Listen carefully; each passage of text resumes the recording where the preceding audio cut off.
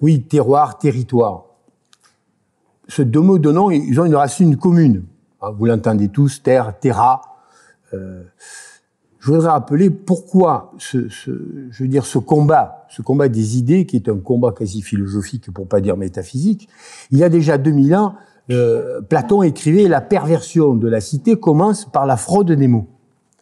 Donc il y a un souci de bien nommer les choses. Ça a été repris par Camus, ceux du Languedoc et du Sud, là, ils le savent, je leur martèle. Bon, Camille a repris, si vous voulez, cette idée, qui était d'ailleurs pas de lui, elle était de Brice Parrain, qui est un philosophe un peu inconnu, mais qui est un grand ami de Camus. Et Camus reconnaissait l'idée profonde de Parrain est une idée d'honnêteté. La critique du langage ne peut éluder ce fait que nos paroles nous engagent et que nous devons leur être fidèles. Mal nommer un objet, c'est ajouter au malheur de ce monde. Et justement, la grande misère humaine qui a longtemps poursuivi Parrain et qui lui a inspiré des accents si émouvants, c'est le mensonge. Ça a été repris de façon plus synthétique en 1951 par Camus dans un ouvrage que j'espère vous avez tous lu qui s'appelle L'homme révolté. La logique du révolté est de s'efforcer au langage clair pour ne pas épaissir le mensonge universel. C'est ce que nous retenons communément aujourd'hui par mal nommer les choses, c'est accroître le malheur du monde en l'attribuant à Albert Camus. Donc notre souci aujourd'hui est de bien distinguer ce qui sépare terroir et territoire, les non-dits, et ce qui peut être parfois caché par ceux qui tiennent à promouvoir l'un au détriment de l'autre. Notre souci aussi est de nous encourager tous à valoriser l'un plutôt que l'autre, mais aussi de l'incarner. Alors, si nous regardons un peu les définitions, puisque ça fait partie, je veux dire, d'un souci premier. Bon, dans le Robert, terroir, qu'est-ce que c'est? Il faut bien entendre les mots. Bon, le Robert nous dit c'est une région rurale, provinciale, considérée comme influente sur ses habitants. C'est quand même assez important. Accent du terroir, poète du terroir, on pourrait développer. Un ensemble de terres d'une même région, fournissant un produit agricole caractéristique, ce qu'on appelle le goût du terroir, dû au terrain. Chez Larousse, bon, c'est un peu plus, j'allais dire vague. Il s'appuie sur, comme pour le vin, le terroir a son importance, à chaque cru, son caractère. Nous verrons qu'on peut, j'allais dire, l'appliquer, pas en totalité, mais partiellement, aux hommes et aux femmes qui vivent sur tel ou tel terroir. Au XVIIe siècle, la terre est considérée selon ses qualités. Les plantes, les arbres ne viennent bien que selon le terroir qui leur est propre. Les sols, les zones, les peupliers demandent un terroir humide et marécageux. La vigne est un terroir sec pierreux. De roche, le blé, qu'on appelait le bled, est un terroir gras et fertile, etc., etc. On disait aussi dans le temps, pour le vin, par exemple, le vin a un goût de terroir, c'était quelque chose d'un peu péjoratif. Il y a une qualité désagréable qui lui vient par la nature de sa terre. D'un point de vue historico-géographique, les terroirs semblent souvent issus des anciennes civitas gauloises et gallo-romaines, alors que les pays, les pagus romains, comme origine eux-mêmes, étaient déterminés par l'ère d'influence des cités de peuples celtiques et gaulois partagés en clans. Voilà, si vous voulez, pour cette notion de terroir. Je reste vague parce que le sujet, j'allais dire, est sans fin. Territoire qui vient du latin territorium, formé aussi de la racine terra, qui signifie terre, du suffixe torium, qui est à l'origine la forme d'un adjectif. Dans la langue française, le terme de territoire apparaît dès le XIIIe siècle. Dans son ancienne acceptation, le territoire était synonyme de région, de contrée ou de province, à l'origine. À partir du XVIIe siècle, le terme désigne aussi la ville et sa banlieue, les champs et les lieux situés dans son voisinage immédiat. À la même époque, il est également utilisé dans un sens politico-administratif. On a la naissance du territoire qui permet de définir un périmètre étatique et qui est délimité par les frontières du pays. Cette imbrication des territoires conclut à un effacement de la frontière et une appropriation collective des lieux. Ça, c'est une théorie moderne qui est développée par Martine Le Gall, qui a écrit Migration, Société 2012, avec plein d'arrière-pensées. Au XVIIe siècle, retenons bien, le mot de territoire est posé, juridiction ressort. Un juge ne peut prononcer ni un officier exploité hors de son territoire. Nous avons bien cette notion, j'allais dire, juridico-administrative très ferme. Les juges des privilèges, comme messieurs des requêtes du palais ou de l'hôtel, n'ont point de territoire particulier. Territoire se disait aussi de la permission qui donne à un évêque à un autre pour faire quelques fonctions épiscopales dans l'étendue de son diocèse. Un clerc ne peut recevoir les ordres que de son diocésain, et si ce n'est qu'il obtienne un territoire pour le recevoir par un autre évêque commis. Territoire se disait aussi de l'étendue d'une seigneurie ou d'une paroisse. Le territoire de ce marquisat est bien étendu. La cure de Sainte-Marie n'a que 30 maisons dans tout son territoire.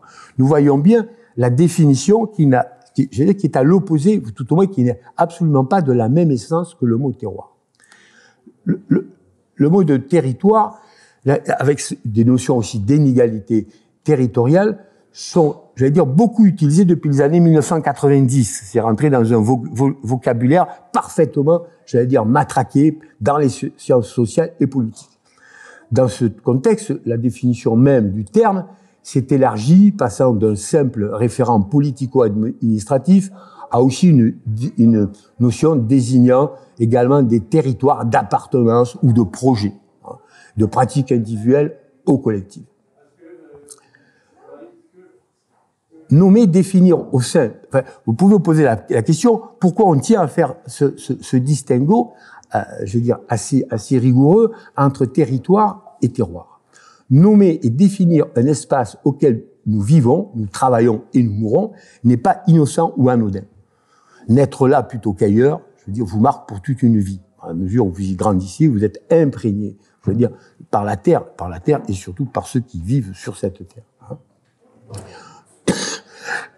Nous nommons tous, entre nous, notre petit coin de terre, terre familière, ou la terre qui s'est imprégnée en nous et que nous avons quittée.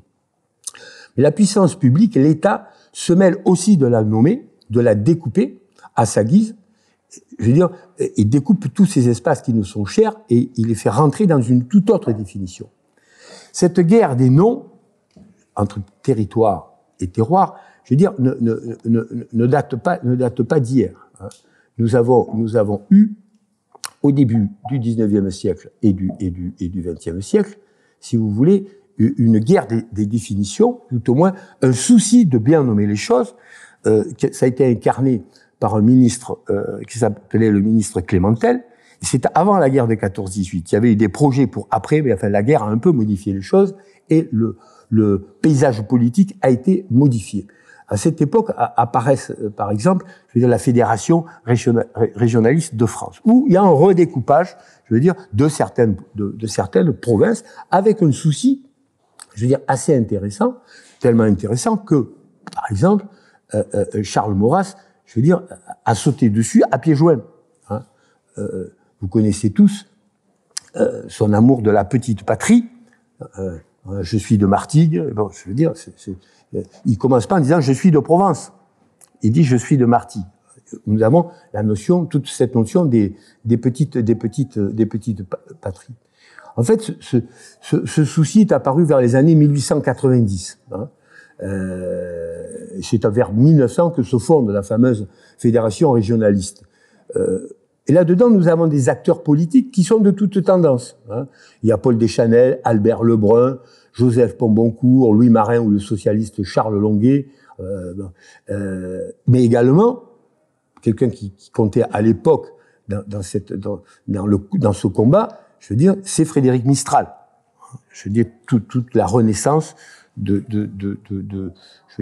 la notion de Provence, où c'est lié également à la langue. Parce qu'à cette époque, il faut remettre dans le contexte, il y a une machine de guerre contre les langues régionales, ou contre les parlers locaux. Hein. Bon, vous lisez Maurras, vous lisez Mistral, je veux dire, bon, vous lisez l'histoire des fameux hussards noirs de la République, il est interdit de cracher par terre, ou de parler breton, ou de parler alsacien. Vous aviez une machine de guerre contre tout ce qui pouvait incarner le terroir d'origine. C'était au nom, je veux dire, du jacobinisme, il fallait qu'une langue. Bon. Il est intéressant de noter que il y a eu quand on lit les documents d'époque, il y a eu des torrents d'encre qui ont été versés dans ce combat. À tel point qu'on a pu parler, petite anecdote, de la guerre du peuplier entre Gide, l'écrivain, qui ne se pose pas en tant que politique, et Charles Maurras. où il y avait, vous savez, cette notion, apparaît la notion de déracinement. Maurras emploie le mot déracinement. Gide se fait passer pour un grand spécialiste. Il est allé voir son jardinier. Quand on plante un petit peuplier, bon, on va le transplanter, donc on le déracine pas, on le transplante ailleurs, il n'est pas déraciné. À part que, pour que ce petit peuplier grandisse, il faut, et c'est vrai, c'est le travail du pépiniériste, mais il faut le replanter dans une terre de même nature, qui va lui apporter et continuer à lui donner les mêmes nourritures. C'est-à-dire qu'on ne prend pas, vous n'avez pas de peuplier en Provence, c'est trop sec, le peuplier, il lui faut de l'eau. Donc, je veux dire, Gide, où son idée pouvait être considérée comme sensée, dans les faits, elle s'applique complètement, je veux dire, fausse.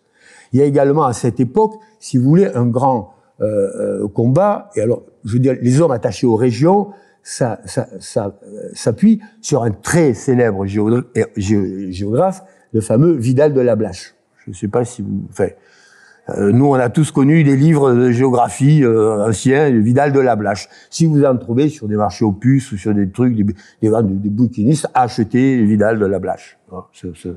Ça ne vous fera pas de peine, et c'est très intéressant. Il y a toute une cartographie. Hein, et qu'est-ce qu'il écrit il a fait un fameux article. Nous sommes autour de 1910, Région française. C'est publié dans la Revue de Paris. C'est un projet de répartition de la France en 17 régions, délimitées par des zones d'influence de 17 métropoles. Hein, c'est-à-dire qu'il y avait une volonté à l'époque quand même de prendre en compte toute mon histoire, les anciennes provinces. Et vous avez un souci à la fois des hommes et j'allais dire de la terre. Bon, nous avons là, je veux pas alourdir. Il y a eu une volonté, pour faire court, de véritable décentralisation qui n'a pas été reprise après. Il y avait deux courants. Il y avait les jacobinistes et les jacobinistes purs et durs, mais il y avait à fin du 19e, début du 20e, il y avait encore un courant, on peut dire régionaliste, qui n'est pas un courant, je veux dire, d'autonomiste. Hein, il faut pas du tout confondre. Mais il y avait ce souci de revenir au monde réel, hein, ce que nous appelons le pays réel. Eh bien, si vous voulez, c'était quelque chose, c'était un souci de l'époque. Alors, il faut bien s'entendre dans ce combat qui a été la défense, je veux dire, des terroirs, hein, au sens où on l'entendait à l'époque, où on peut l'entendre aujourd'hui. Maurras n'incarnait pas, je veux dire, une machine à penser séparatiste ou autonomiste. Il y a toujours eu dans cette pensée, je veux dire, un souci complètement unitaire. Il faut bien le penser. Simplement, Maurras pensait que c'était la richesse de tous ces terroirs, ces particularismes qui, sous-tendu sous une unité, le principe monarchique, allait enrichir justement l'unité et non pas porter atteinte, je veux dire, à cette unité. On est complètement à l'opposé de la pensée jacobine, ou voire séparatiste ou autonomiste, telle qu'elle s'est développée 68, les postes 68A. Hein. Donc il faut bien, et cette notion est aussi dans le combat associé aux langues, à la conservation et à faire vivre les langues. Pourquoi ? Parce que on peut pas séparer, je veux dire, la terre bretonne, les terroirs bretons de la langue bretonne. Les puristes diront d'ailleurs qu'il n'y en a pas qu'une. Hein. Je veux dire, c'est comme dans le Grand Languedoc. Dominique serait là, elle dirait, moi, que j'entends parler de quelqu'un du Bitoral de Béziers, il n'est pas de mon pays. Parce que dans la haute vallée, moyenne haute vallée du Languedoc, l'arrière-pays de Montpellier, même s'ils parlent entre guillemets la même langue au marché, ils s'entendent, non, il est pas de mon pays. C'est une notion, hein, qui a été chantée, c'était Claude Nougaro, hein, son fameux Oh mon pays. Bon, le pays peut être associé dans, je veux dire, cette quasi-incantation au terroir. Hein. Je veux dire, il peut y avoir des terroirs un cousinage, un voisin, et ça fait un pays. Mais ça fait pas un territoire. Faut garder ça de façon radicale. Bon, le grand exemple, ça a été la défense de l'identité provençale, mais même dans l'identité provençale, vous avez des différences considérables. Les gens de Manosque, c'est pas les gens de Carry-le-Rouet, ou c'est pas les gens du Pays d'Arles. Non, mais je veux dire, que ce soit même dans les mœurs, que ce soit, j'allais dire, même dans l'alimentation, d'abord parce que c'est lié aux ressources, chaque terroir, hein, je veux dire, à ses produits. Alors, ce qui est curieux de constater, c'est que le terme de terroir est banni aujourd'hui, hein, dans tout le langage des politiciens et des politiques, alors que c'est un mot chéri, vraiment chéri, parfaitement bien développé chez le grand commerce. C'est le grand commerce qui réhabilite le côté qualitatif du terme terroir, alors que dans la pensée politique de tous les intellectuels, on va dire jacobins et autres, les fameux romans du terroir, c'était péjoratif. C'est un côté paysan, hein, c'est un côté bouseux. Bon, on raconte des histoires, hein, avec des anecdotes, il met de temps en temps des mots, hein, en occitan, en béarnais, bon, mais c'était alors que le grand commerce, avec le souci qui est apparu de dire la qualité, bon, le bio, le ceci, le cela, le circuit court. Qu'est-ce qu'on entend dans le circuit court? C'est un produit du terroir. C'est pas un pays de la province d'à côté, ou même de la vallée d'à côté.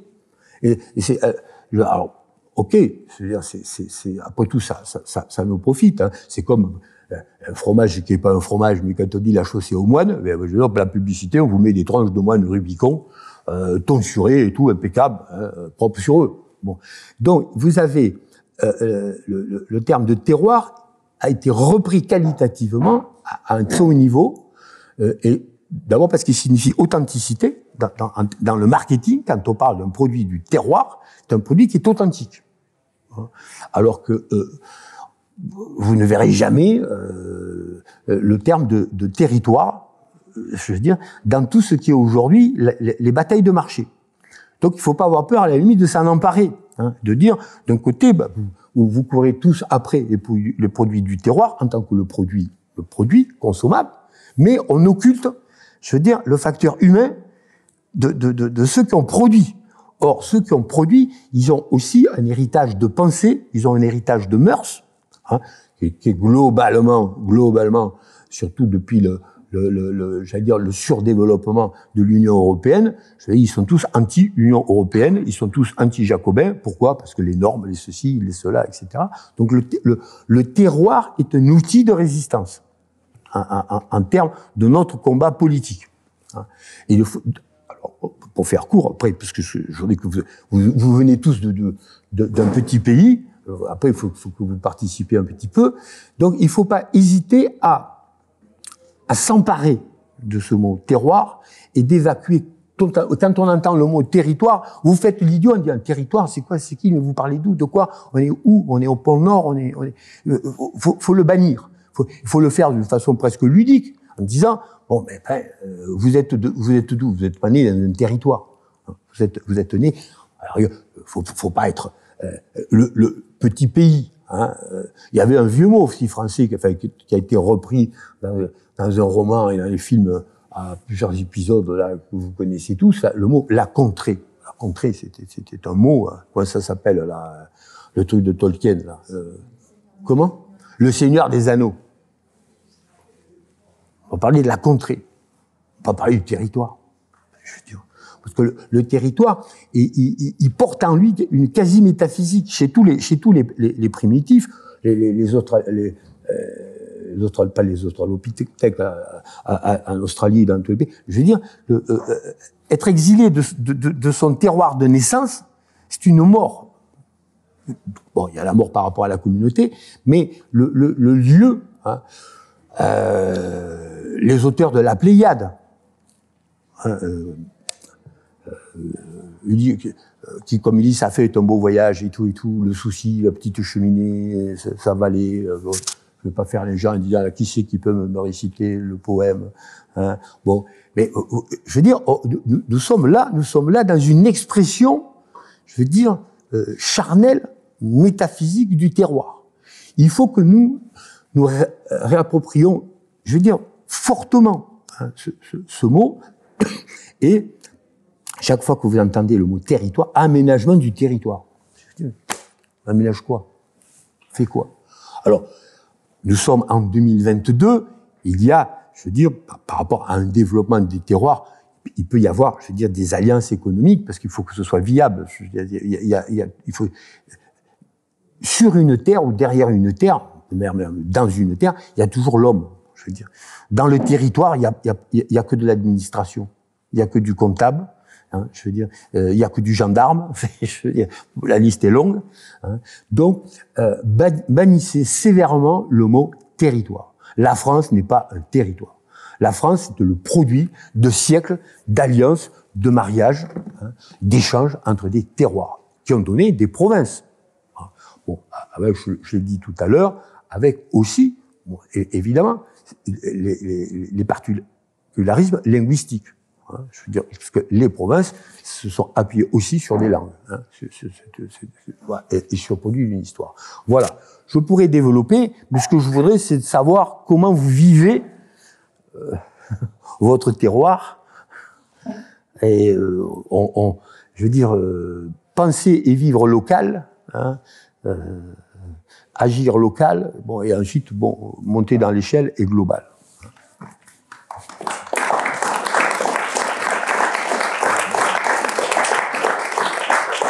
J'ai pas voulu, juste un petit mot, j'ai pas voulu vous matraquer avec les textes, les tentatives de refaire la carte, les grandes régions, les petites régions, les préfets, les super-préfets, etc. Bon, tout ça, c'est du territoire. Avec, bon, une partie d'économie, mais on n'est pas dans ce qui est quand même notre héritage, notre civilisation, ce qu'on peut appeler localement les petites cultures, hein. On est dans un autre monde. Bon. Affirmons que nous devons nous affirmer, je veux dire, les pieds sur notre terre. Voilà.